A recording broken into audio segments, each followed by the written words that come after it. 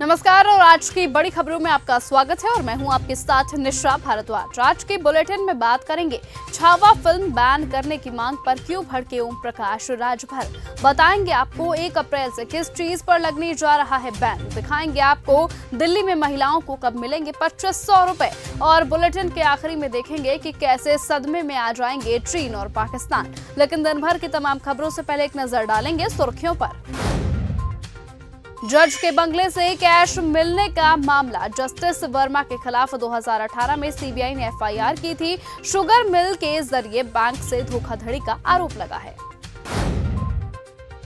अजीत पवार बोले, मुस्लिमों को आंख दिखाने वालों को बख्शा नहीं जाएगा, फिर चाहे वो कोई भी हो। नागपुर हिंसा की जांच क्राइम ब्रांच करेगी। मेरठ मर्डर केस में सौरभ 13 साल की उम्र में मुस्कान से मिला था। दोनों 3 बार भागे थे। सौरभ का परिवार शादी के खिलाफ था। बताई पूरी कहानी।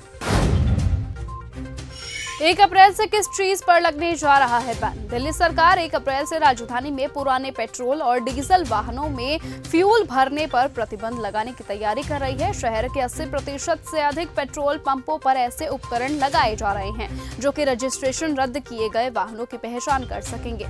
अधिकारियों के अनुसार पेट्रोल पंपों पर लगाए जा रहे ऑटोमेटिक नंबर प्लेट रिकॉग्निशन कैमरे से न केवल ओवरवेज वाहनों की पहचान करेंगे बल्कि बिना वैध पोल्यूशन अंडर कंट्रोल प्रमाण पत्र वाले वाहनों की भी पहचान करेंगे। दिल्ली में महिलाओं को कब मिलेंगे 2500 रुपए। आम आदमी पार्टी के नेता और दिल्ली विधानसभा में विपक्ष की नेता आतिशी के साथ साथ सौरभ भारद्वाज ने आज यानी 22 मार्च कालकाजी स्थित गोविंदपुरी मेट्रो स्टेशन के बाहर महिला कार्यकर्ताओं के साथ विरोध प्रदर्शन किया। ये प्रदर्शन भारतीय जनता पार्टी की ओर से चुनावों से पहले महिलाओं को हर महीने 2500 रुपए देने के वादे को पूरा न करने के खिलाफ था और उन्होंने सवाल पूछा कि आखिरकार कब दिल्ली की महिलाओं को 2500 रुपए मिलेंगे। कब से खुलेगा एशिया का सबसे बड़ा ट्यूलिप गार्डन। कश्मीर घूमने जाने वालों के लिए एक और बड़ी खुशखबरी है। एशिया का सबसे बड़ा ट्यूलिप गार्डन 26 मार्च से पर्यटकों के लिए खुलने जा रहा है। जम्मू कश्मीर के श्रीनगर में गार्डन विश्व परिचित डल झील के किनारे पर्वत श्रृंखला की तलहटी में मौजूद है। इस गार्डन में 74 प्रकार के 17 लाख ट्यूलिप फूलों के पौधे हैं। हर साल फूलों को देखने के लिए लोग यहाँ पर आते हैं।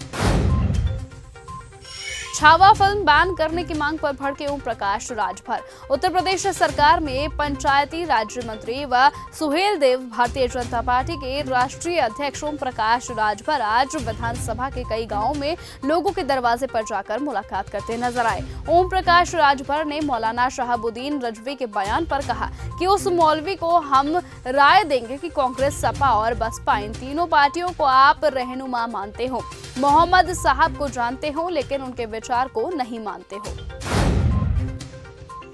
सीएम नीतीश कुमार पर फिर बरसे तेजस्वी यादव। बिहार विधानसभा चुनावों में नेता प्रतिपक्ष तेजस्वी यादव देर रात पूर्णिया पहुंचे। यहां उन्होंने नवीन नगर में युवा राष्ट्रीय जनता दल कार्यालय का उद्घाटन किया। आरजेडी युवा जिलाध्यक्ष नवीन यादव ने अपने कार्यकर्ताओं के साथ उनका गर्मजोशी से स्वागत किया। इस मौके पर तेजस्वी यादव ने सीएम नीतीश कुमार के राष्ट्रीय गान प्रकरण पर प्रतिक्रिया देते हुए कहा, बेहद अफसोस है, बिहार के लोगों को शर्म से माथा झुका हुआ है। वो केवल मुख्यमंत्री ही नहीं बल्कि एक राज्य के लीडर हैं जो कि 14 करोड़ लोगों का प्रतिनिधित्व करते हैं।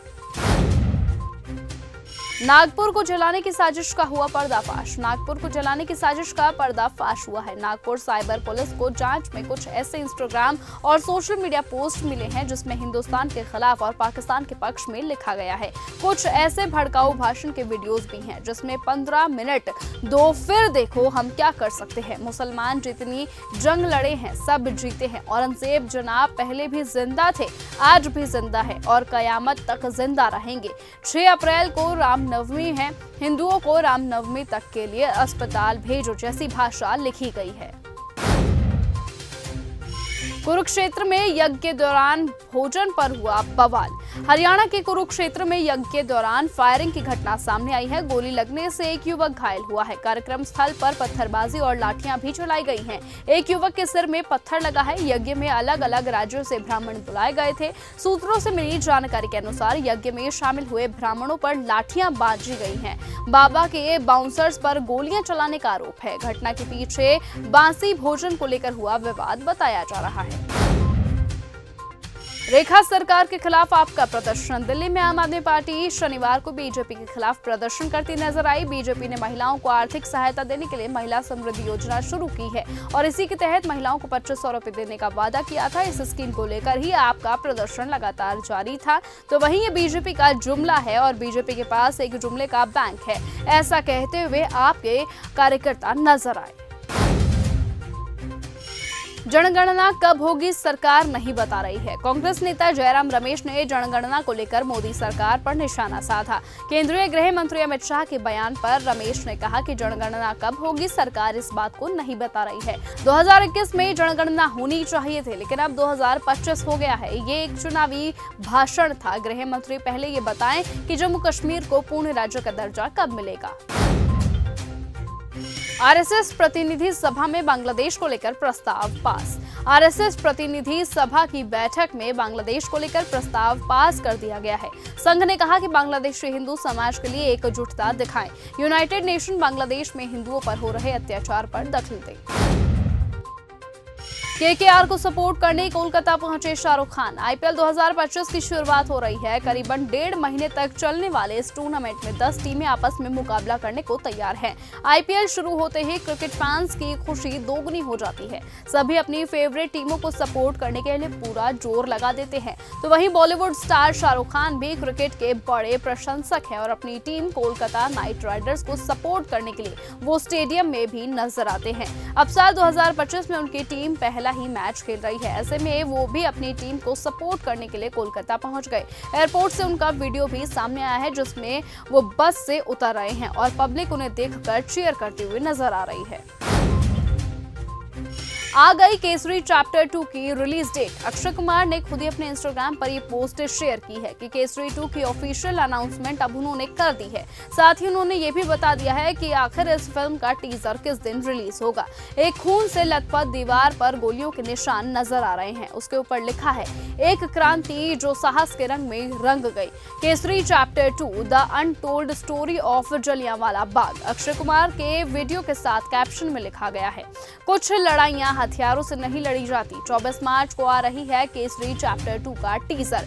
18 अप्रैल 2025 को दुनिया भर में रिलीज हो रही है फिल्म। बलूचों से डरी पाकिस्तान की सेना। पाकिस्तानी सेना की एक के बाद एक मुश्किलें बढ़ती जा रही है। ट्रेन हाईजैक, सेना के काफिले पर अटैक और जुमे की नमाज के समय पेशावर में बम के हमले के बाद अब रावलपिंडी में पाकिस्तानी सेना मुख्यालय ने बलूचिस्तान के क्वेटा में इंटरनेट बंद करने का आदेश दे दिया है। दरअसल पाकिस्तानी सुरक्षा बलों ने बच्चों सहित 5 निर्दोष बलूच नागरिकों की हत्या कर दी है। बलूचिस्तान के दूसरे क्षेत्रों में हजारों बलूचों को क्वेटा पहुंचने की संभावना है। बलूचिस्तान के क्वेटा में बलूच परिवार रो रहे हैं, जहां पाकिस्तानी सेना ने बच्चों सहित 5 निर्दोष नागरिकों की हत्या कर दी। ट्रंप ने कर दिया खुश कर देने वाला ऐलान। अंतरिक्ष यात्री सुनीता विलियम्स और बुच विल्मोर हाल ही में अंतर्राष्ट्रीय स्पेस स्टेशन से पूरे 9 महीने के बाद वापस आ गए हैं। वो अंतरिक्ष यात्री सिर्फ 8 दिन के लिए स्पेस स्टेशन पर गए थे, लेकिन किन्हीं कारणों की वजह से इन्हें पूरे 9 महीने स्पेस में रहना पड़ा था। और इसी के बाद अब राष्ट्रपति ट्रंप ने कहा कि उनको इस बात की जानकारी नहीं थी। स्पेस में रहने के दिनों में इजाफा होने के लिए अंतरिक्ष यात्रियों को ओवर टाइम वेतन नहीं मिला है। इसी के चलते ट्रंप ने कहा कि वो अपनी जेब से अंतरिक्ष यात्रियों को पैसा देंगे। अब सदमे में आ जाएंगे चीन और पाकिस्तान। तीनों सेनाओं को मजबूती देने के लिए भारत सरकार ने सैन्य साजो सामान की खरीद को मंजूरी दे दी है। रक्षा मंत्री राजनाथ सिंह की अध्यक्षता में रक्षा खरीद परिषद यानी डीएसी ने 20 मार्च को 54,000 करोड़ रुपए से ज्यादा कीमत के सैन्य सामान की खरीद प्रक्रिया को आगे बढ़ाने के लिए स्वीकृति दी थी। इसमें हवाई हमला चेतावनी और नियंत्रण विमान प्रणाली, टॉरपीडो और T-90 टैंकों के लिए इंजन शामिल है, जिससे अब सदमे में आ जाएंगे चीन और पाकिस्तान। तो फिलहाल आज के इस बुलेटिन में सिर्फ इतना ही। देश और दुनिया की तमाम बाकी खबरों से ऐसे ही जुड़े रहने के लिए आप बने रहें और देखते रहे चैनल न्यूज़ गंगा। नमस्कार।